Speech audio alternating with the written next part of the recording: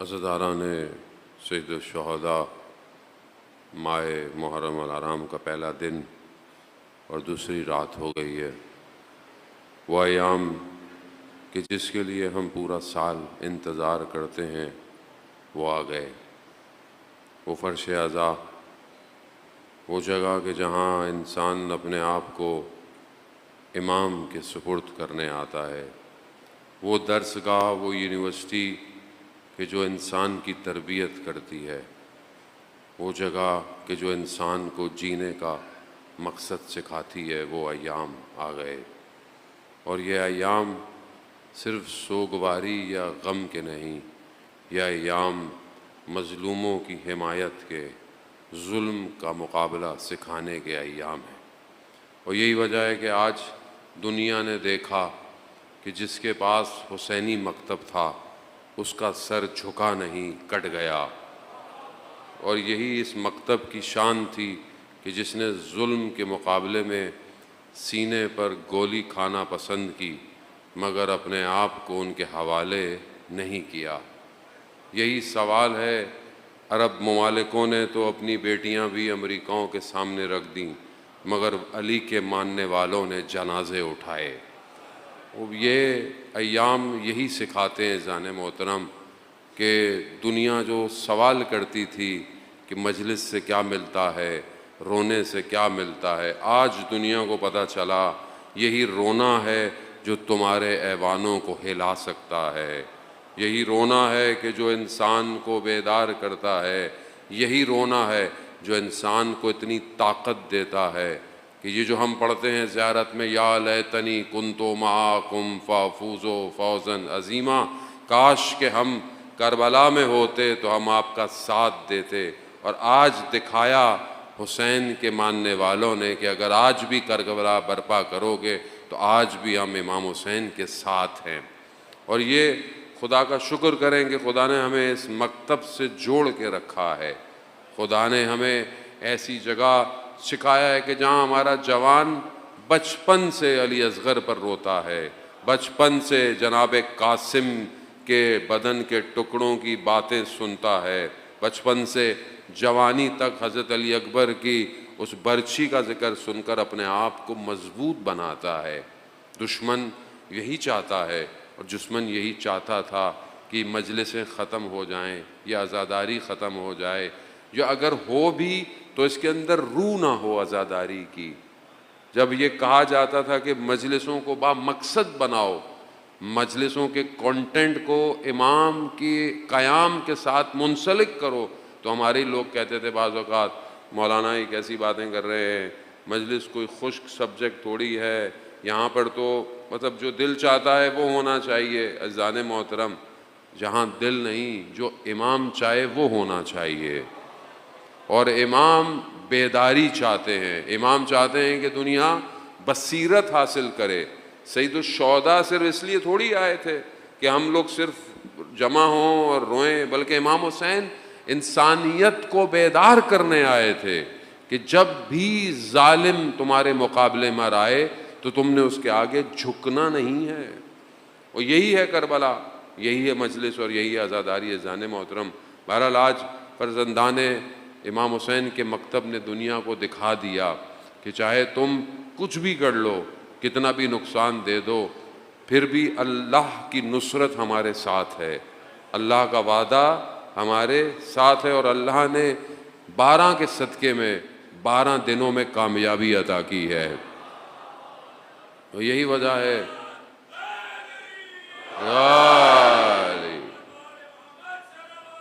اللہم صلی علی محمد۔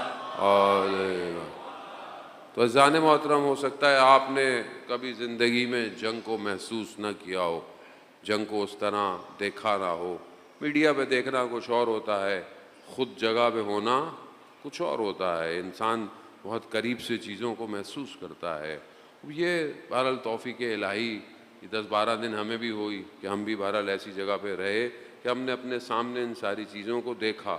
جو دل میں تھوڑی بہت دنیا کی محبت تھی، اللہ نے صاف کر دی کہ حادثوں میں مرنے سے بہتر ہے انسان دشمن کے میزائلوں سے مر جائے۔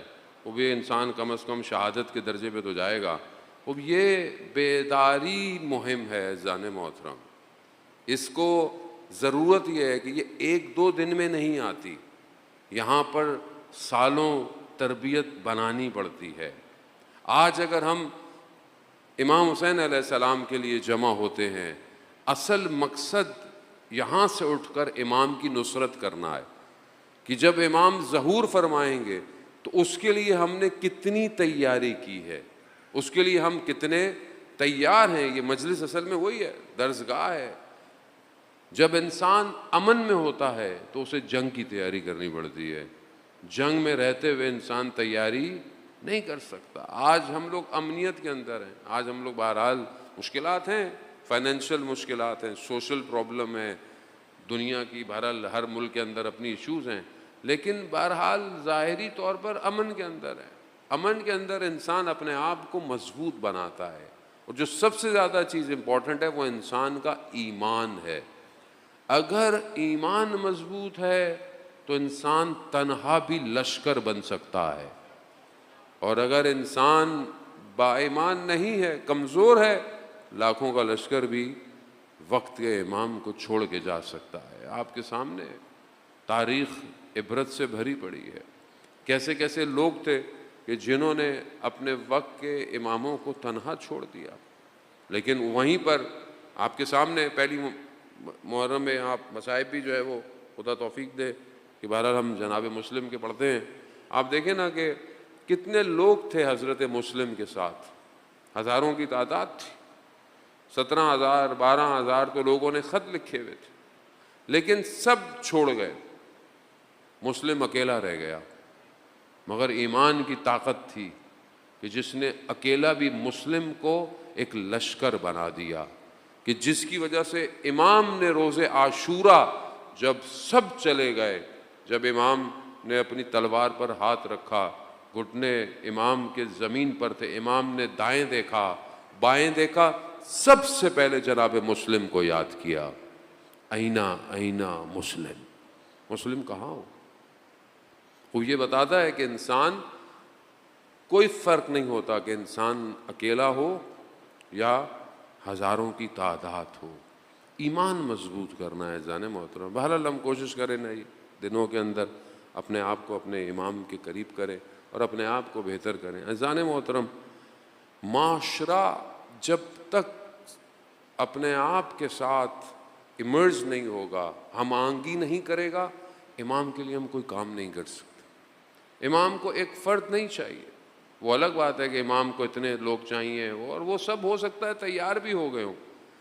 ہم جب تک خود بحیثیت معاشرہ تیار نہیں ہوں گے، ایک امت نہیں بنا پائیں گے، ہم نہیں آگے بڑھ سکتے.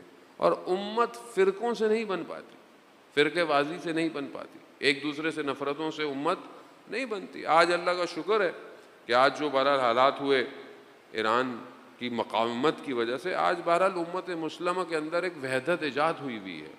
لوگوں کو سمجھ میں آ گیا ہے کہ بہرحال اصل چیز اسلام ہے، جڑنے کی ضرورت ہے، تفرقوں کی ضرورت نہیں ہے. جو مشترک ہے، جو کامن ہے، اس پہ کم از کم انسان اٹیچ ہو جائے. اور یہی امام حسین کا پیغام بھی ہے، مجالس کا پیغام بھی ہے کہ آپ سب کو دعوت دیں. سید الشہداء کے اس پیغام دیکھیں نا، امام نے ایسا کام کیا 61 ہجری میں کہ جو صرف 61 ہجری کے لیے نہیں تھا، جو قیامت تک کی انسانیت کو بیدار کرنے کے لیے تھا. اور یہ پیغام سب کے لیے ہے. تو یہاں ہم امت سازی جو ہے وہ جب ہوگی کہ جب انسان اپنے آپ کو معاشرے میں رہنے کے قابل کرے گا. آپ اکیلے عبادتیں کرتے رہیں، آپ اکیلے نمازیں پڑھتے رہیں، آپ اکیلے اچھے کام کرتے رہیں، معاشرے کے اندر برائی ہے، معاشرے میں پرابلم ہے، آپ امت ڈیزائن نہیں کر سکتے. امام کو امت کی ضرورت ہے، امام کو. اور یہ آپ تاریخ میں دیکھیں کہ جب مولا متقیان حضرت علی ابن ابی طالب علیہ السلام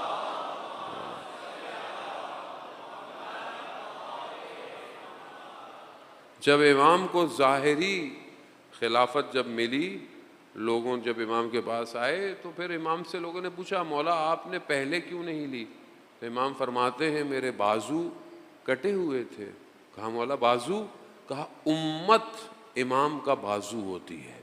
امت. تو کیا ہم امت سازی کی طرف جا رہے ہیں کہ نہیں جا رہے؟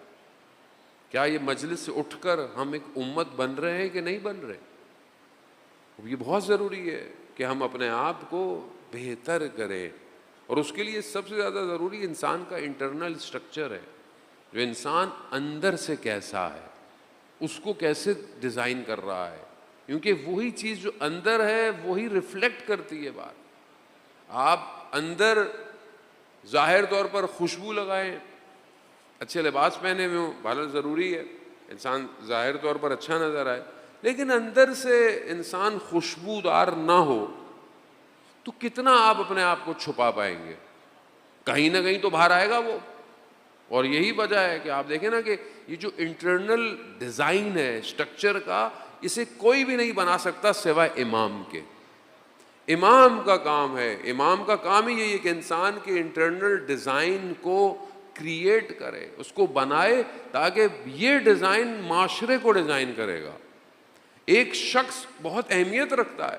ہم بعض لوگ کہتے ہیں مثلا اس کی کیا ضرورت ہے، اس کی کیا ضرورت ہے. نہیں، ایسا نہیں ہے. ہر شخص کی ضرورت ہے. ہر شخص اپنا ایک کردار سوسائٹی میں رکھتا ہے. چاہے وہ مثلا ابھی آپ مجلس میں آئے ہیں، دیکھیں آپ مجلس سے ہی مثال لے لیں. مثال کے دفعہ سارے بولے ہم نے مجلس پڑھنی ہے تو سنے گا کون؟ سارے بولے ہم نے مائک پہ بیٹھنا ہے، صحیح کرنا ہے. ہوتا ہے نا ہمارے یہاں بہت سارے لوگ کوشش کرتے ہیں کہ سب کچھ سیکھ لیں، کچھ بھی نہیں آتا اس چکر میں. تو ہر آدمی مثال کے طور پر کوئی اسکاؤٹ، کوئی پارکنگ، کوئی سبیل، کوئی ہر طرح. خوب یہ کیا ہے؟ یہ ایکچولی ایک سسٹم ہے. جب آپ ایک سسٹم ڈپلوائے کرتے ہیں تو پھر ایک چیز کریٹ ہوتی ہے. اب آپ نے سسٹم بنایا ہوا ہے تو مجلس ہو رہی ہے، مجلس میں ہو رہی ہے، ہر کسی نے اپنا کام، اپنی ذمہ داری لیا ہوا ہے. خوب اب یہ اگر سسٹم نہ ہو، پارکنگ کرانے والا کوئی نہ ہو، اسکاؤٹ نہ ہو، چیکنگ نہ ہو، مائک میں بھائی جس کا دل چاہے گا آگے بیٹھے گا، کوئی نہ آئے، تو کیا آپ سمجھ سکتے ہیں کہ کوئی مجلس قائم ہو سکتی ہے؟ ایک چھوٹی سی مجلس قائم نہیں ہو سکتی.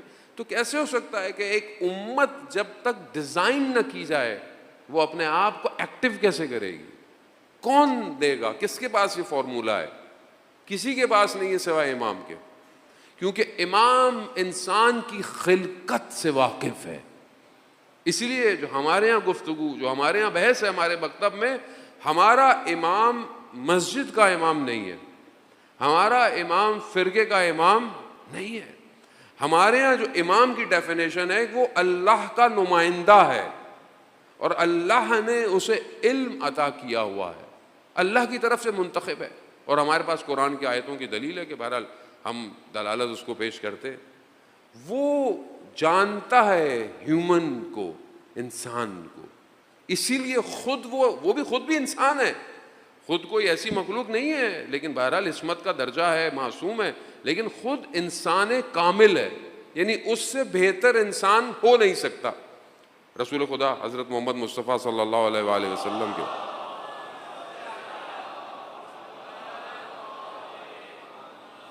اسی لیے ہمارے ہاں خاتم مرتبت کے بعد ہم اس لیے ان کے، ظاہر ہے انہوں نے ہی ہمیں بتایا ہے کہ امام کون ہے، انہوں نے ہی اپنی حدیثوں میں بتایا کہ کتنے امام آئیں گے، انہوں نے ہی امام کو اپوائنٹ بھی انہوں نے ہی کیا ہے. تو ہمارے پاس سب کچھ انہی کی وجہ سے ہے. انہوں نے ہی، اب وہ جو امام ہے وہ سوسائٹی کو ڈیزائن کرتا ہے. اب یہ ہماری اپنی بدقسمتی ہو کہ ہم امام سے ان چیزوں کو نہ سیکھیں اور ہم اپنے آپ کو، اپنی زندگی کو ایسی گزارتے ہیں. اب بہرحال سوال ہے، ہم اپنے آپ سے کریں، میں اپنے آپ سے کرتا ہوں، آپ اپنے آپ سے کریں سوال کہ میری 24 گھنٹے کی زندگی جو ڈیلی کی ہے، اس میں کتنا امام میرے ساتھ ہے. یعنی امام کا ساتھ ہونا یعنی کتنا میں امام کی باتوں پہ عمل کرتا ہوں، کتنا میں امام کی اطاعت کرتا ہوں، کتنا میری زندگی کے فیصلوں پر امام کا حکم حاکم ہے، کتنا ہے. اس کو اپنے آپ سے سوال کرو، خود ہی پتہ چل جائے گا کہ امام میرے پاس کتنا ہے، میں امام کی کتنی سن رہا ہوں. میں اپنی زندگی کے فیصلوں میں امام سے گائیڈنس لے رہا ہوں، میں اپنی زندگی کو آگے بڑھانے میں امام سے کچھ لے رہا ہوں. وہ بھی اب آپ بولیں گے مولانا صاحب کیسے ملے گا، امام تو غیبت میں ہے، امام نہیں، جو امام جو تھے اتنے ہمارے پاس، انہوں نے جو فرمایا ہے ان میں سے کتنا کانٹینٹ میری لائف میں ہے، کتنا کانٹینٹ، دنیا جان کا کانٹینٹ مجھے دیکھنا ہے. مطلب ابھی جنگ ہو رہی تھی تو صبح شام پبلک لگی ہوئی جیسے جنگ تو یہی لڑ رہی ہے قوم، بیٹھی ہوئی، خبریں ایسی پڑھ رہی ہوتے ہیں ہم لوگ، ہر چیز ہے. ابھی مطلب بٹ کوائن گر گیا، ہر کوئی پریشان ہے، ہوتا ہے جیسے سب کے بٹ کوائن ہی لگے ہوئے تھے والیٹ کے اندر. دنیا میں اسٹاک گر گئی، ہر کوئی پریشان ہو جاتا ہے. آپ سب دیکھ رہے ہیں، انسٹاگرام دیکھ رہے ہیں، ٹک ٹاک دیکھ رہے ہیں. امام کا کانٹینٹ کتنا دیکھا جا رہا ہے، کتنا نہج البلاغہ ڈاؤن لوڈ ہو رہا ہے. یقیناً آپ کے موبائل میں نہج البلاغہ ہوگا، ضرور ہوگا. کتنا اسکرین ٹائم نہج البلاغہ پڑھا جاتا ہے، کتنا اسکرین ٹائم سیف سجادیہ پڑھا جا رہا ہے، کتنا اسکرین ٹائم پر حدیث کی کتاب پڑھی جا رہی ہے. تو وہ جو کانٹینٹ سوسائٹی کو ڈیزائن کرنے والا ہے وہ نہیں ہے آپ کی میری زندگی میں، تو پھر امت کیسے ڈیزائن ہوگی؟ مجھے آپ بتائیں، کون ڈیزائن کرے گا؟ پھر ہم ناراض ہو جاتے ہیں، مولانا صاحب ممبر سے یہ مل رہا ہے، مجلس سے یہ مل رہی ہے. بہرحال جو ممبر پہ آئے گا وہ بھی آپ کو 1 گھنٹے سے زیادہ کیا دے گا؟ آپ کو کتنا دے گا؟ آپ، میں یہ نہیں کہہ رہا کہ اس میں آپ کی غلطی ہے، اس میں بھی میں اپنی غلطی تصور کرتا ہوں. اس میں بھی میں کسی اور کو بھی نہیں کہہ سکتا، کسی اور طالب علم کو بھی، نہ عالم کو، نہ ذاکر کو، نہ نوح خان کو. میری غلطی ہے، میرا قصور ہے، میں نے کانٹینٹ آپ کو نہیں دیا، یہ میری غلطی ہے. لیکن دوسری طرف ڈیمانڈ بھی نہیں تھی. بٹ ڈیمانڈ کریٹ کرتی ہے نا سوسائٹی کو. مارکیٹ میں بعض پروڈکٹ نہیں ہوتی ہیں بٹ ڈیمانڈ کریٹ کرتی ہے. اب گرمی ہے مثلا، تو یہاں پر کوئی چیز ٹھنڈی کرنے کی ڈیمانڈ کریٹ ہو گئی، تو ہو سکتا ہے پنکھے لگ جائیں، اے سی لگ جائے، ٹھنڈا پانی آ جائے. مارکیٹ ہے نا، ڈیمانڈ ہے. تو میری اپنی تشنگی کتنی ہے کہ میں اپنی زندگی کو امام کی باتوں پہ ڈیزائن کروں؟ کتنی تشنگی ہے میری. اللہ صلی عزیزان محترم، خدا نخواستہ آپ مت سمجھیں کہ میں آپ کو ٹینشن دینے کے لیے آیا ہوں، قطعاً ایسا نہیں ہے. بہرحال مقدماتی مجلس ہے، پہلا دن ہے، جمعے کا دن ہے. عزیزان محترم، میں اپنے اوپر بہرحال واجب سمجھتا ہوں کہ جمعے کے دن وقت کے امام کا ذکر میں اپنے لیے ضروری سمجھتا ہوں، کیونکہ جمعے کا دن امام کے ظہور کا متوقع دن ہے. آپ سے ہو سکتا ہے سوال نہ کیا جائے، مجھ سے سوال ضرور پوچھا جائے گا. تمہیں ہم نے ممبر دیا، تم نے ہمارا ذکر کتنا کیا؟ جمعے کا دن ہے. ہمارے استاد تھے، ہم نئے نئے جب طالب علم بنے، مسجد جمکران آپ جانتے ہیں کہ کم سے کچھ فاصلے پر ایک مجلس ہے، بہرحال کم کے اندر ہی آتی ہے، امام زمانہ سے منسوب ہے وہ مسجد. وہ وہاں پہ ڈیوٹی دیتے تھے، تو انہوں نے ہمیں بتایا کہ ہم ایک لڑکے کو میں نے دیکھا ایک دن کہ کچھ اس کی کیفیت ڈفرینٹ سی تھی. تو میں نے اسے روکا کہ تمہاری ایسی حالت کیوں ہوئی ہے؟ تو اس نے کہا کہ میری امام سے ملاقات ہوئی ہے. تو میں نے کہا کہ پھر تم نے امام سے کیا بات کی، کیا پوچھا؟ بہرحال ہمارے لیے وہ استاد معتبر تھے، جو بات کی جا رہا ہے کہ ہر کسی کی بات پہ ہم یقین بھی نہیں کر سکتے. تو انہوں نے کہا کہ اس جوان نے کہ میں نے امام سے یہی سوال کیا کہ مولا یہاں مسجد میں اتنے سارے لوگ ہیں، آپ کو تو 313 چاہیے، تو آپ آ کیوں نہیں جاتے؟ یہاں تو بہت سارے لوگ ہیں مسجد میں، بہرحال 500 600 700 لوگ تو مسجد میں بیٹھے ہوئے ہیں، ابھی تو خیر ملین لوگ آتے ہیں وہاں پہ، اتنی بڑی مسجد ہو گئی ہے وہ. تو وہ جوان کہتا ہے کہ امام فرماتے ہیں کہ یہ سب اپنے لیے آئے ہیں، میرے لیے کوئی نہیں آیا. تو اس نے پوچھا کہ مولا کہاں کسی کو گھر چاہیے، کسی کو گاڑی چاہیے، کسی کو اولاد چاہیے، کسی کو صحت چاہیے. بری بات نہیں ہے، بہرحال انسان توسل کرتا ہے اہل بیت سے، انہوں نے بھی کہا بھی ہے، لیکن کہا میرے لیے کوئی نہیں آیا. ہم اپنے آپ سے پوچھیں جانے محترم، ہم کسی بھی جگہ پہ کہیں پہ ہو کہ ہم اپنے ایسی جگہ مثلا جہاں آپشن ہو کہ ہماری دعا قبول ہو جائے، کیا ہم وہاں کبھی امام کے ظہور کی دعا کے لیے گئے؟ کیا ہم چاہتے ہیں کہ ہم سب کی زندگی میں ہر کسی مشکلات ہیں، پریشانیاں ہیں، بیماری ہے، خوب یہ نیچرل ہے، دنیا میں انسان رہتا ہے، ساری چیز انسان کے ساتھ ہے، انسان اللہ کی بارگاہ میں دعا بھی کرتا ہے، خدا بھی کہتا ہے دعا کرو. کیا کبھی ہم نے ان سب دعاؤں میں سب سے امپورٹنٹ امام کی دعا کی؟ سب سے پہلے ہمارے لب امام کے ظہور کے لیے کھلے، امام کی سلامتی کے لیے کھلے. کیا میں روز امام کا صدقہ دیتا ہوں سلامتی کا کہ نہیں دیتا؟ خوب یہ سوال ہے ذرا. پھر ہم کہیں کہ امام نہیں آ رہے. امام کیسے آئیں، کہاں آئیں، مجھے بتائیں آپ. اچھا ایسا بھی بالکل نہیں ہے کہ اگر ہم تیار نہیں ہوں گے تو امام نہیں آئیں گے، نہیں ایسا بالکل نہیں ہے. اس غلط فہمی میں بھی ہمیں نہیں رہنا. وہ قومیں کہ جو اپنے آپ کو تیار کر رہی ہیں آپ کے سامنے اور بغیر امام کی نصرت کے وہ جیت بھی نہیں سکتی. امام کی نصرت ان کے ساتھ ہے. فرق ہے، قوم میں فرق ہے. امت سازی ہو رہی ہے، امت بنائی جا رہی ہے. فرق کیا ہے؟ فرق یہ ہے کہ ایکٹیو انتظار ہے، پیسف انتظار نہیں ہے.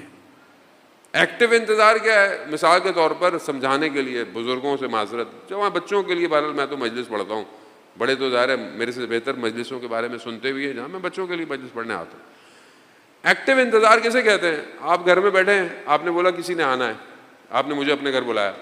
اب آپ بیٹھے میں آپ نے گھر کو صاف کیا، آپ نے چائے بنائی، کھانا بنایا. کیوں؟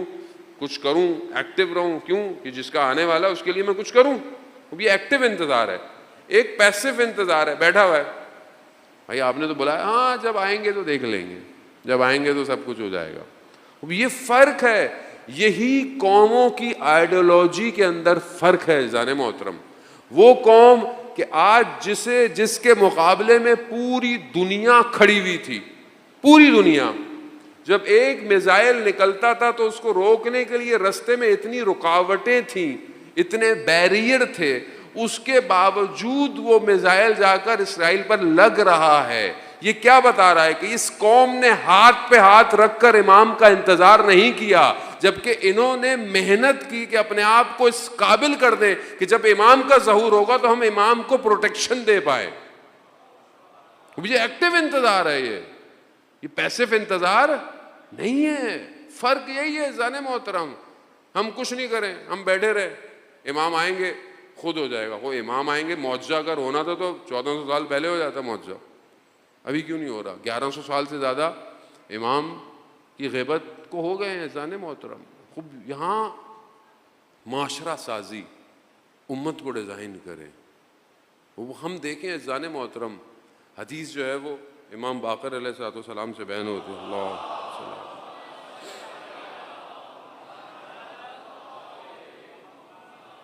امام سے اور ائمہ نے، اور بھی ائمہ نے جناب لقمان سے، جو قرآن کے اندر سورہ لقمان بھی ہے، اس کو، ان کی بہت ساری احادیث کو بیان کیا ہے. جناب لقمان نے اپنے بیٹے کو 4 وصیتیں کی. کہا بیٹا یہ 4 چیزیں میں نے 400 نبیوں سے سیکھی ہیں. حضرت لقمان نبی نہیں تھے مگر اللہ نے ان کے نام کا سورہ اتارا کیونکہ حکمت تھی، وزڈم. حکمت کہتے ہیں وزڈم کو، یعنی ایک ایسی نالج جو کہ انسان کے اندر سے باہر آتی، وزڈم تھی. وہ حکمت کی وجہ سے اللہ نے لقمان حکیم یعنی سورہ دے دیا. وہ اپنے بیٹے کو کہتے ہیں بیٹا یہ 4 چیزیں میں آپ کو دے رہا ہوں، یہ میں نے 400 انبیاء سے سیکھی ہے. 400 پروفٹ سے 4 چیزیں سیکھی، ایک ایک کر کے دے دی انہوں نے. پہلی چیز، بیٹا جب نماز میں کھڑے ہو تو اپنے دل کی حفاظت کرو. نماز میں سب سے پہلے کون سی چیز پرواز کرتی ہے؟ دل. گیا اللہ اکبر کہا، دھیان گیا، کہیں اور چلا گیا. بعض اوقات 4 رکعت ختم بھی ہو جاتی ہے، انسان واپس نہیں آتا. جماعت کے ساتھ نماز پڑھ لیں قبول ہو جاتی ہے، اکیلے پڑھی تو پتہ نہیں کیا ہوگی، قبول ہوگی یا نہیں ہوگی. انسان کو پتہ نہیں ہے. تیسری رکعت، چوتھی رکعت، اب تو وہ سجدے گاہ آ گئی ہے جس سے انسان دیکھ لیتا ہے، پتہ چل جاتا ہے اچھا یار تو تیسری چوتھی رکعت تھی یہ. لیکن انسان کا دل گیا.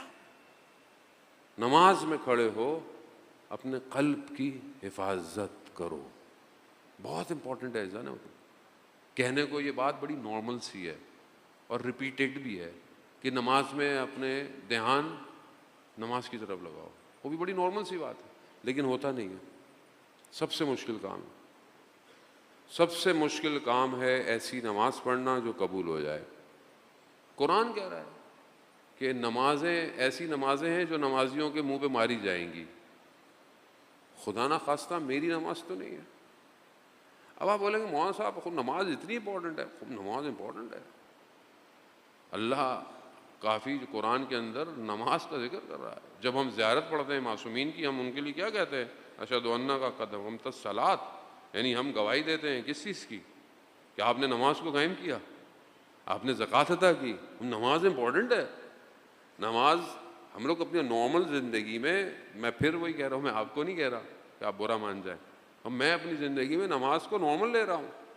نماز انسان کو فیول دیتی ہے، نماز انسان کو کنیکٹ کرتی ہے۔ کس سے؟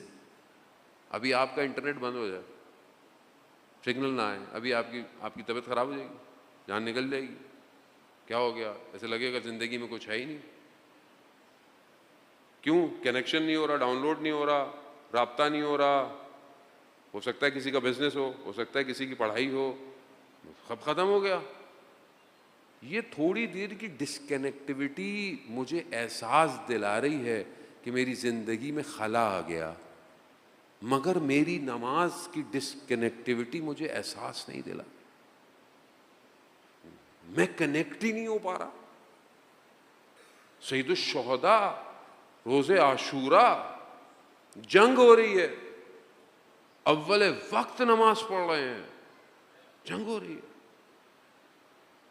کیوں؟ کہ یہی بتائیں کہ اصل جنگ اسی سجدے کی وجہ سے ہے، توحید کی وجہ سے ہے۔ تو یہ کنیکٹیوٹی میرے پاس ہے یا نہیں ہے؟ کیا میں کنیکٹ ہوتا ہوں اوپر والے کے ساتھ یا نہیں ہو رہا؟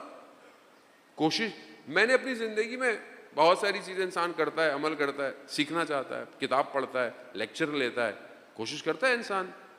نماز کے اوپر کتنی کتابیں پڑھی؟ اردو کے اندر کتابیں موجود ہیں، ایت اللہ محسن کراتی کی بھی ہے، آغا پناہیان کی بھی کتاب آئی ہوئی ہے۔ کو نماز اجزانے محترم، اور آپ مشہور سنتے بھی رہتے ہیں، جس کی نماز قبول نہیں اس کا کوئی بھی عمل قبول۔ لیکن ہمارے ہاں تو بہت سارے ایسے بھی ہیں، بھائی نماز مسئلہ نہیں ہے، ہمارے ہاں تو سب سسٹم جو ہے وہ اللہ والا سسٹم ہے، ہو جائے گا مولانا صاحب۔ خوب یہ اذان محترم امام جعفر صادق علیہ الصلوۃ والسلام ارشاد فرماتے ہیں، اللہ صلی اللہ علیہ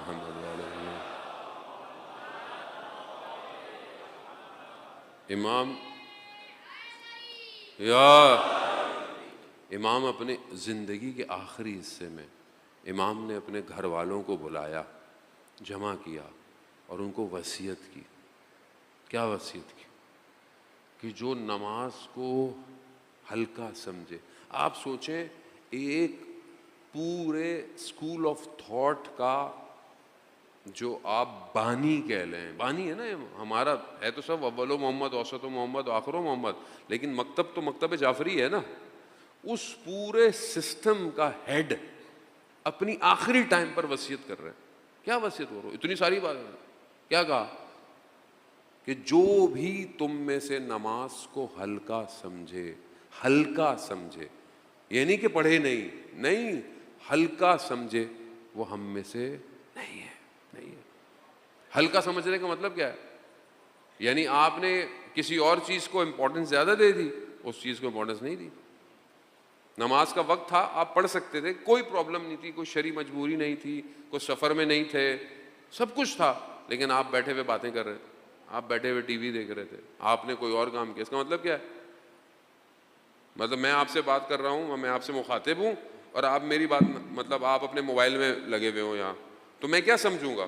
ٹھیک ہے، کسی کی ایمرجنسی ہو سکتی ہے، کسی کو کوئی بیمار ہو سکتا ہے، کسی کو ایمرجنسی ہو جائے، میسج آ جائے کہ بیٹا گھر آ جاؤ، یا کوئی پریشان کوئی ہو سکتی ہے، لیکن مثلا کسی کو ایمرجنسی نہیں ہے، وہ پھر بھی بیٹھا ہوا موبائل میں لگا ہوا ہے، تو میں کیا سمجھوں گا؟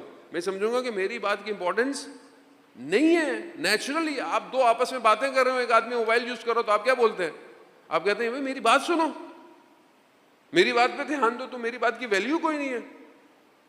خدا جب کہہ رہا ہے حیا علی الصلاۃ، حیا علی الفلاح، حیا علی خیر العمل، عمل خیر کی طرف آؤ، اور میں کہہ رہا ہوں نہیں، میں ادھر دیکھ رہا ہوں، میں ادھر دیکھ رہا ہوں، میں ٹی وی دیکھ رہا ہوں، میں میچ دیکھ رہا ہوں، میں باتیں کر رہا ہوں، تو مطلب کیا ہے؟ اور امام کیا کہتے ہیں کہ جو نماز کو ہلکا سمجھے وہ ہمارے میں سے نہیں ہے۔ عزیزان محترم، جس نے 2 رکعت صحیح نماز پڑھ لی، اس کی اگر 2 رکعت قبول ہو گئی تو اس کی ساری زندگی ٹھیک ہو جائے گی۔ یہ نماز صرف واجب عمل ہے، ظاہر واجب ہے، یہ کنیکٹیوٹی ہے، کنیکٹیوٹی۔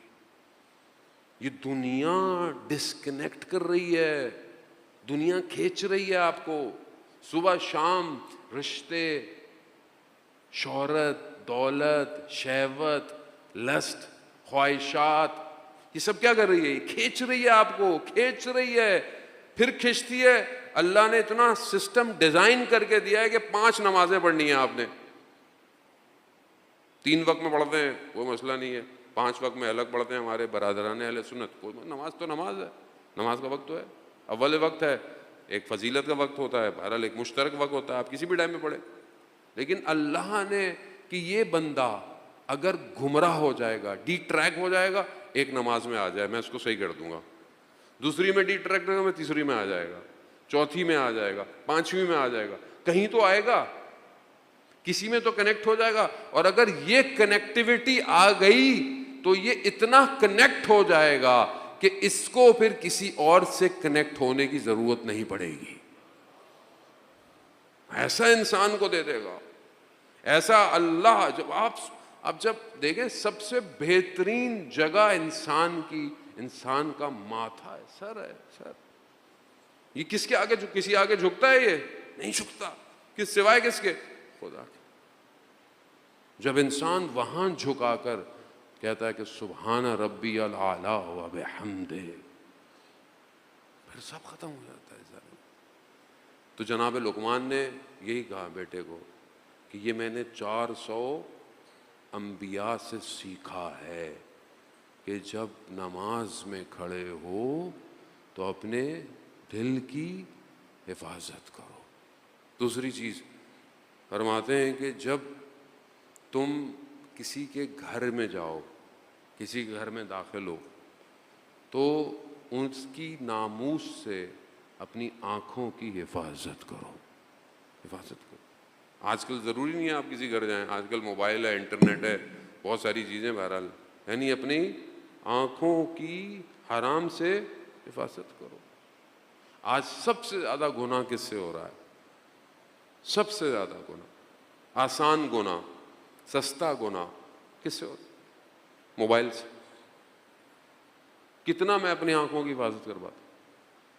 آپ چاہیں یا نہ چاہیں چیزیں آتی ہیں، کیونکہ آپ کی خواہشات پہ نہیں ہے وہ، آپ اس کا اپنا سسٹم ہے، وہ الگورتھم اس کا ایسا۔ آپ ابھی مجلسیں سنیں گے، نوحے سنیں گے، چوتھی 5ویں چیز آئے گی، وہ اتنا سسٹمیٹک ہے۔ ابھی آپ کو پتہ ہے اے آئی کا دور ہے، آرٹیفیشل انٹیلیجنس کا دور ہے، ٹھیک ہے، اسکرپٹنگ ہوئی ہوئی ہے، سب کچھ ہوئی ہوئی ہے۔ پہلے تو یہ ہوتا تھا آپ باتیں کرتے تھے تو وہ چیزیں آنا شروع ہو جاتی تھی، اب آپ کو باتیں کرنے کی ضرورت، اب آپ سوچتے ہو، یہ ہم لوگوں نے تجربہ کیا ہے، اب آپ سوچتے ہو وہ چیزیں آنا شروع ہو جاتی ہیں آپ سے۔ وہ اے آئی ہے، وہ جادو نہیں ہے، کیونکہ بہرحال وہ ان پوائنٹس کو کہ جو بہرحال آپ نے کہیں نہ کہیں بولا ہوتا ہے وہ ان کو کنیکٹ کرتا ہے، اسمارٹ ہے۔ اب تو آپ کو پتہ ہی نہیں چلتا، ابھی تو ہم نے خود اے آئی کے ساتھ ٹیسٹ کیا ہے، اپنی سب کچھ، چہرہ، آواز، کچھ اور بول رہے ہیں کسی اور زبان کے اندر، یہی پورا اسٹائل ہے، سب کچھ یہی ہے، اور اسی طرح جو ہے وہ دوسری لینگویج کے اندر ہے، فیل ہی نہیں ہو رہا، اے آئی ہے۔ آپ موبائل، سب سے زیادہ ابھی جو مشکلات ہے، ٹینشن ہے، وہ سب اسی موبائل کی وجہ سے۔ دشمن اسی سے ڈیٹا آپ کا کلیکٹ کرتا ہے۔ ابھی ایران میں حالیہ آنے والے واقعات میں جو کیسز ہوئے ہیں وہ سب موبائل کی وجہ سے ہوئے، موبائل کی وجہ سے ہوئے۔ آپ ساری انفارمیشن شیئر کرتے ہو، ساری چیزیں کرتے ہو، وہ اینالائز کرتا ہے ایک قوم کے اندر کون سی کمزوریاں پائی جاتی ہیں، قوم کیا دیکھتی ہے، صبح شام یہ لڑکے کیا دیکھتے ہیں، صبح شام یہ کیا سنتے ہیں، وہ ڈیزائن کرتا ہے، وہ پیسہ لگا، آپ کو فری میں چیزیں مل رہی ہیں، آپ فری میں دیکھ رہے ہو بیٹھے ہوئے، وہ پیسہ کہاں سے لگ رہا ہے، یہ انویسٹمنٹ ہو رہی ہے۔ سوشل میڈیا خاص طور پہ یہ جو رسانے، اس میں دو چیزیں ہیں، یا ہم وکٹم ہیں یعنی ہم اثرات لے رہے ہیں، یا پھر ہم سولجر ہیں، درمیان میں کوئی نہیں ہے۔ آپ بولو نہیں مجھے کچھ نہیں ہو رہا، ایسا کچھ نہیں ہو سکتا، ہر آدمی افیکٹڈ ہے اس سے۔ سوشل میڈیا صرف موبائل اپلیکیشنز نہیں، ہاں بہت کچھ اور بھی، ساری ٹی وی میڈیا، یہ سب ایڈ ایڈورٹیزمنٹ سب اسی کے اندر ہے۔ گناہ، جب ایک جوان رات کو اس سے گناہ ہوگا تو کیا وہ فجر کی نماز پڑھے گا؟ جب ذہن ہر وقت ڈسٹرب ہوگا، اور یہ بہت اچھی بات ہے، جوان میسج بھی کرتے ہیں بعض اوقات، اور محسوس بھی ہوتا ہے کہ جب انسان غلطی ہو جاتی ہے، پچھتاتے ہیں، استغفار کرتے ہیں، لیکن جب آپ ریپیٹ کرتے ہیں تو آپ کا ذہن اس میں ٹریپ ہو جاتا ہے یار۔ اور یہ جو سوشل میڈیا ہے، یہ وہی کریٹ کرتا ہے کہ جو انسان کوئی نشہ کرتا ہو، اس سے جو ڈوپامائن کریٹ ہوتا ہے، مالیکیولز آپ کی باڈی کے اندر، وہی سوشل میڈیا کرتا ہے۔ ایڈکشن جو ہے وہ ایسی ہے، اگر آپ نے اس کو شروع میں روکا نہیں تو آج کتنے گھر برباد ہو گئے، کتنے جوان خراب ہو گئے۔ سوسائٹی کا آپ دیکھیں نا، کریٹیوٹی نہیں ہے، سوشل نہیں ہے، ہر آدمی وی لاگر بننا چاہتا ہے، ہر آدمی سستے میں، اور یہ سب فیک ہے۔ ہاں یہ جو دکھایا جاتا ہے اٹس فیک ہے، یہ ڈارک سائڈ اس کی آپ نے کبھی دیکھی نہیں زندگی کی۔ وہ آنکھوں کو بچائیں، آنکھوں سے ڈیٹا اندر جا رہا ہے، اور اگر غلط جائے گا تو برین کبھی بھی پازیٹیو نہیں ہوگا، اور برین پازیٹیو نہیں ہوا تو امام کے لیے کام نہیں کر پائے گا۔ عزیزان محترم، اب اگر آپ دیکھیں نا حالات، ہم نے تو ان ساری چیزوں کو خود محسوس کیا، ان حالات جو ہو رہے ہیں اور ہو رہے ہیں، یہ امام کے ظہور کی طرف بڑھ رہے ہیں۔ اگر خدا نہ خواستہ میں کسی گناہ میں ملوث ہوا، میں کسی غلطی میں میرا ذہن پھنسا ہوا، میں کسی چیز میں انوالو ہوا، اور ادھر امام کا ظہور ہو جائے، جا پائیں گے؟ پہنچ پائیں گے؟ نہیں پہنچ۔ کیوں؟ کیونکہ ہم سمجھ رہے ہیں کہ جب امام آئیں گے تب ہم اپنے آپ کو تبدیل کریں گے۔ ایسا نہیں ہے، ہم اپنے آپ کو تبدیل کریں تاکہ امام آئیں۔ تیسری چیز، جناب لقمان نے اپنے بیٹے کو کہا کہ بیٹا جب دسترخوان پر بیٹھو تو اپنے گلے کی حرام لقمے سے حفاظت کرو۔ نماز، آنکھیں، یعنی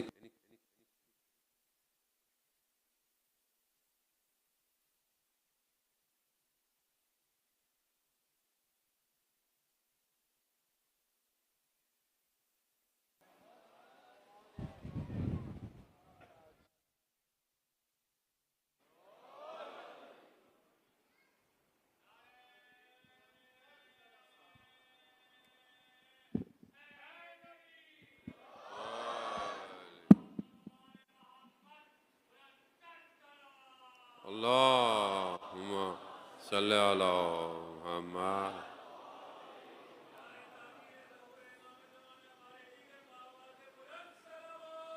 اللہم صلی علی حب قلب،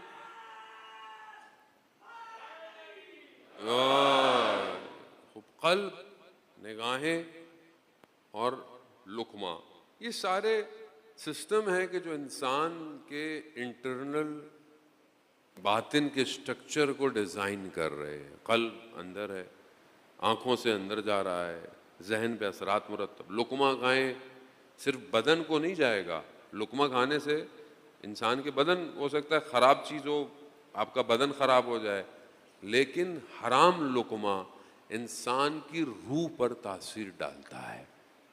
یعنی سب آپ کے انٹرنل سسٹم کو بہتر کرنے کے لیے یہ انسان حلال کھائے کم کھائے کوئی فرق نہیں پڑتا، اور انشاءاللہ کہ ہم سب حلال کھاتے ہیں.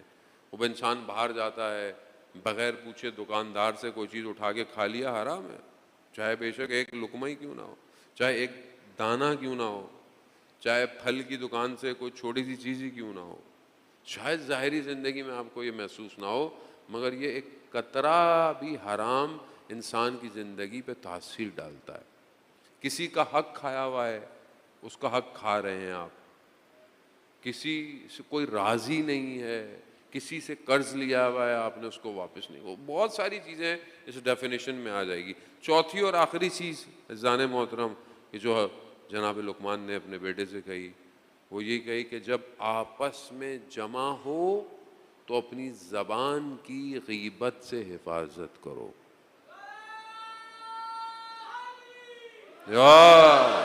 خوب، یہ سب سے زیادہ امپورٹنٹ ہے، کیونکہ ہم سب آپس میں جب جمع ہوتے ہیں، بیٹھتے ہیں، کوئی بیٹھے ہوئے ہیں، تو ہم سب سے زیادہ مشغلہ کیا ہے انسان کا؟ جو تیسرا موجود نہیں ہے اس کی غیبت کرو. نفس کو بھی مزہ آتا ہے برائی کرنے میں، غیبت کرنے میں. جانے آپ کو پتہ ہے، حدیثیں آپ نے سنی نہیں ہے، تکرار کے لیے کہہ رہا ہوں، بار بار تکرار کے لیے، کہ کسی کی غیبت کرنا ایسے ہی ہے جیسے اپنے مردار بھائی کا گوشت کھانا. کیوں؟ کیونکہ مردار جو ہوتا ہے، مرا ہوا ہے، وہ کچھ کر نہیں سکتا، اور آپ کیا کر رہے ہو؟ اس کا گوشت کھا رہے ہو، کچھ کر نہیں سکتا. غیبت ایسے ہی ہے، شخص موجود نہیں ہے، آپ اس کی غیبت کر رہے ہو، نہ وہ ڈیفینڈ کر سکتا ہے، نہ وہ ایکسپلینیشن دے سکتا ہے، نہ وہ آپ کو کہہ سکتا ہے کہ تم کیا کر رہے ہو. تو انسان اپنے آپ کو بچائے. انسان محترم، اشد من الزنا، اتنا بڑا گناہ ہے اشد من الزنا. اور آج کل کا ماہ محرم شروع ہو گیا ہے، بہت پرہیز کریں، کیونکہ ہمیں مزہ آتا ہے مولاناؤں کی برائی کرنے میں، نوا خانوں کی برائی کرنے میں. تو اس سے بھی انسان اپنے آپ کو بہرحال بچائے. کوئی چیز مناسب نہیں ہے، اچھی نہیں ہے، بہرحال کسی انسان ہے، غلطی بھی ہو سکتی ہے، کچھ بھی ہو سکتی ہے. سوشل میڈیا پہ ماہ محرم شروع ہو گیا ہے، پھر شروع ہو جائے گا کچھ نہ کچھ ہر سال کی طرح. دشمن بیٹھا ہوتا ہے، اتحاد کو توڑنا چاہتا ہے، مومنین کے اتحاد کو خراب کرنا چاہتا ہے. وہ کلپ نکالتا ہے، پھر آپس میں لڑواتا ہے. خوب احتیاط کریں جانا، امت کی ضرورت ہے اس ٹائم. درگزر کرنا سیکھیں، ایک دوسرے کو معاف کرنا سیکھیں، ایک دوسرے کی غلطیوں کو ایکسیپٹ کر لیں. کیا ہو گیا؟ امت سازی عزیزان محترم. اس کے لیے انٹرنل اسٹرکچر کو انسان بہتر کرے، انسان خدا کی بارگاہ میں حاضر ہو، کنیکٹیوٹی کرے. ایک اور راستہ بہرحال وقت جو ہے وہ بہت تیزی سے آگے بڑھ گیا. انسان انشاءاللہ آنے والے دنوں میں خدا ہمیں توفیق دے کہ بہرحال ہم اس مکتب کو جس طریقے سے ہے اسے حاصل کر سکیں. عزیزان محترم، پہلی محرم کا دن گزر گیا. یہ کارواں 28 رجب کو کربلا کے لیے مدینہ سے نکلا ہے. کچھ لوگ مدینہ میں رہ گئے، امام کے ساتھ نہ آ پائے. کچھ لوگ کربلا سے آگے نہ جا پائے.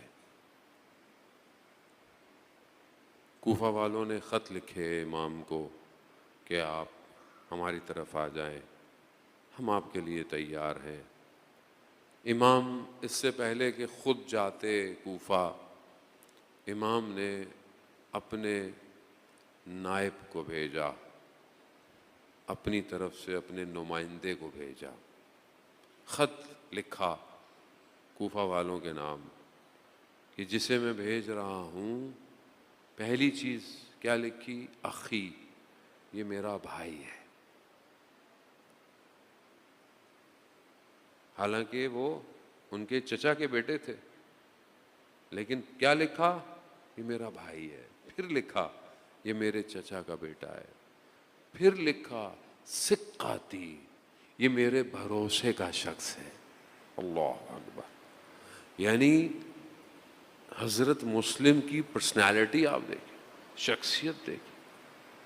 ایسی شخصیت تھی کہ امام کہہ رہے ہیں کہ یہ میرے بھروسے کا آدمی ہے، میرے اعتماد کا آدمی ہے. اور جسے امام اپنا سفیر بنا کر بھیجے وہ کیسا ہوگا؟ کیونکہ وہ وہاں جا کر کیا کر رہا ہے؟ وہ امام کو ریپرزینٹ کر رہا ہے. عام آدمی جناب مسلم نہیں ہے. عشق کی داستان کا پہلا صفحہ حضرت مسلم نے اپنے خون سے لکھا ہے، خون سے لکھا ہے۔ کربلا کی ابتدا جناب مسلم نے کی ہے۔ اذان وقت یہ آسان، کہنا آسان ہے، سننا آسان، پڑھنا آسان۔ جناب مسلم کوفہ پہنچے، لوگ آئے، جمع ہو گئے، لوگوں نے جناب مسلم کے ہاتھ پہ بیعت کی۔ کچھ لوگ ان میں بھی ایسے ہی تھے اور خاص لوگ تھے، مگر انہوں نے جناب مسلم کو یہ کہہ کر قبول نہیں کیا کہ نہیں، ہم امام آئیں گے تو ہم امام کا ساتھ دیں گے۔ وہی انہیں کس نے بھیجا ہے؟ انہیں امام نے بھیجا ہے۔ جیسے ہمارے ہاں بہت سارے لوگ کہتے ہیں بھائی امام زمانہ آئیں گے تو ہوگا۔ بھائی علماء کون ہے؟ نائبین امام ہیں۔ بہرحال آج آپ کے سامنے دنیا کو دکھا دیا نا کہ جو امام کو مانتا ہے دنیا اسے ہلا نہیں سکتی ہے۔ سارے مانتے جو امام کا انتظار کر رہا ہو، جو امام کے لیے زندگی گزار رہا ہو۔ جناب مسلم کوفہ میں لوگ آئے، جمع ہو گئے، سب کچھ ہونا شروع ہو گیا۔ ایسے میں دشمن بھیس بدل کر کوفہ میں وارد ہوا۔ کون وارد ہوا؟ ابن زیاد بھیس بدل گیا۔ اگر یہ کہتا کہ ابن زیاد ہوں، لوگ داخل ہونے نہیں دیتے۔ حلیہ بدل کے آیا۔ حلیہ کیسا بدل کے آیا؟ لوگ امام کا انتظار کر رہے تھے، یہ ایسے حلیہ میں آیا کہ لوگوں نے بولا کہ شاید نعوذ باللہ امام نہ آ رہے ہو۔ اس طرح اس نے اپنے آپ کو حلیہ بدل کر اندر آیا اور اس کے بعد اس نے پروپیگنڈا اپنا شروع کر دیا۔ تلواروں کو سونے کے بدلے خرید لیا۔ لوگ کمزور تھے، لوگ ضعیف تھے۔ اذان محترم، یہ واقعات کیوں بار بار پڑھے جاتے ہیں؟ کہ ہم امام کے ظہور کے وقت ہم خدا نخواستہ کہیں ایسا تو نہیں کریں گے۔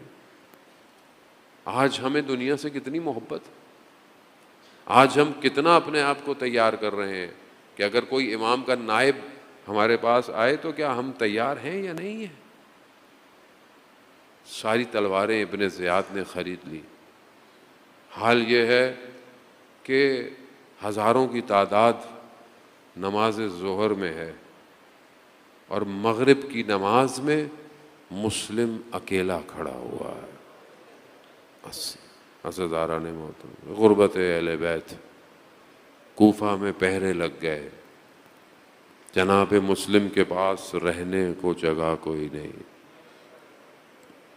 ایک کوچے میں دیوار کو سہارا لیے مسلم کھڑے ہوئے۔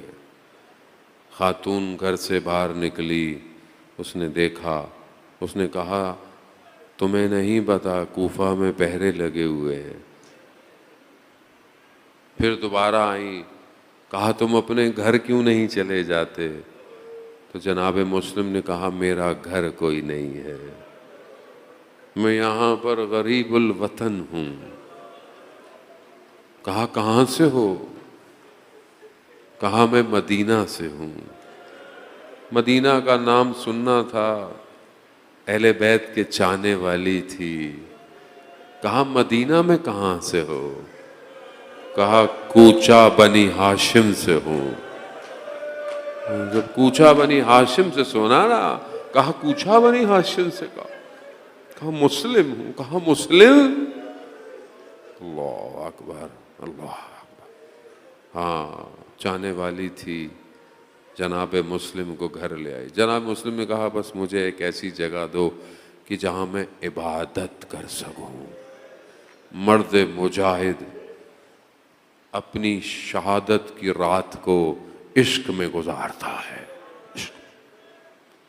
عشق میں گزارتا ہے، خوف میں نہیں گزارتا، خطر میں نہیں گزارتا، اپنے آپ کو آمادہ کرتا ہے اس ملاقات کے لیے۔ جناب مسلم رات کو اپنے محبوب کی بارگاہ میں سجدے کر رہے ہیں، قیام کر رہے ہیں۔ اذان ہوتا، یہی تو فرق ہے مکتب حسین میں اور دوسرے مکتب کے اندر۔ عبادت کرتے رہے، لیکن اسی خاتون کا فرزند تھا یا داماد تھا، وہ مقبر نکلا اور اس نے خبر دے دی کہ مسلم ادھر ہے۔ دوسرے دن جناب مسلم پہ حملہ ہوا، لیکن اکیلا بنی ہاشم لڑتا رہا، دھوکے سے جناب مسلم کو گڑھے میں گرایا، دھوکے سے گرایا۔ جناب مسلم کو لے آئے دارالعمارہ۔ جناب مسلم سوال کیے، وصیت کی، یہی کہا کہ جاؤ لے جاؤ اور سر کو تن سے جدا کر دو۔ جناب مسلم کو لے جا رہے ہیں، جناب مسلم گریہ کر رہے ہیں۔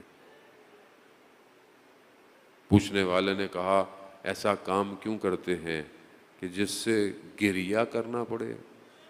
کہا میں اپنے لیے نہیں رو رہا، کہا میں امام حسین اور ان کے اولاد کے لیے رو رہا کہ کوفہ والے وفادار نہیں ہیں اور آپ اپنے اہل و عیال کے ساتھ آ رہے ہیں۔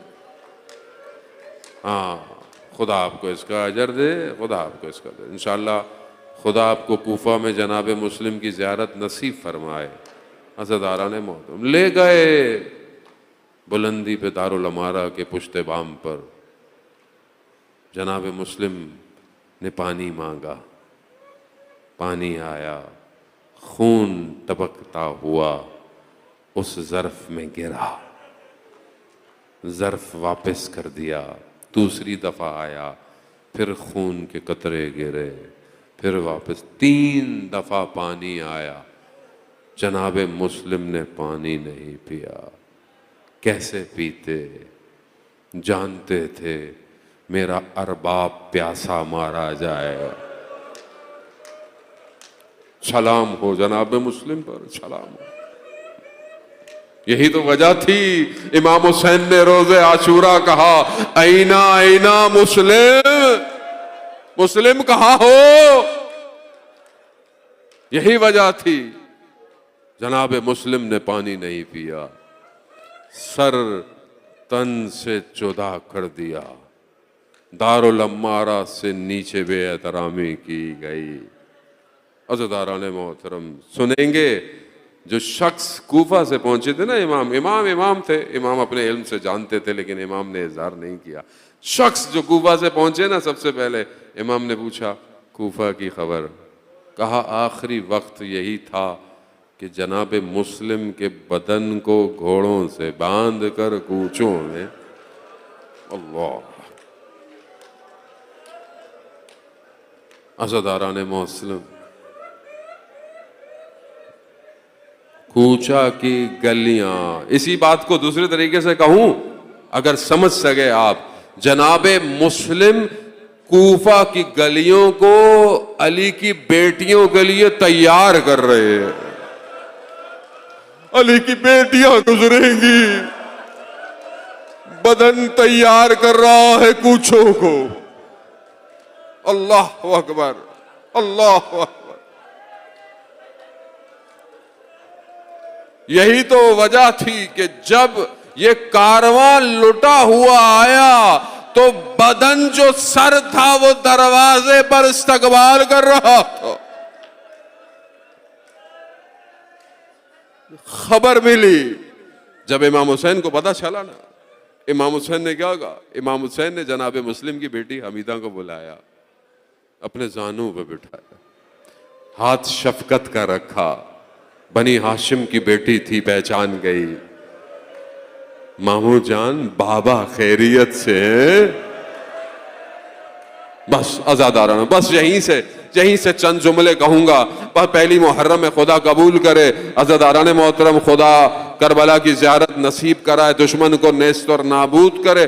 عزاداران محترم، بس ایک بچی تھی جو دور سے یہ دیکھ رہی ہے کہ جب کسی کا باپ چلا جاتا ہے تو شفقت کا ہاتھ سر پہ رکھا جاتا ہے۔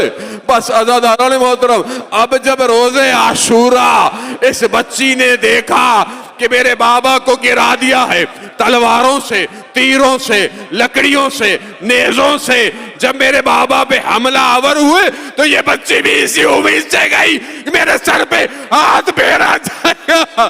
یہ بچی نکلی ہے, اس بچی کے سر پہ ہاتھ نہیں پھیرا, تماچوں سے تازیانوں سے بچی کو دور کر دیا. یہی وجہ بچی نے زندان شام میں اپنے بابا کے سر کو جب دیکھا, یہی کہا بابا آپ کے جانے کے بعد قانون بدل گیا, تماچے پڑے تو مرچیں چھین لی.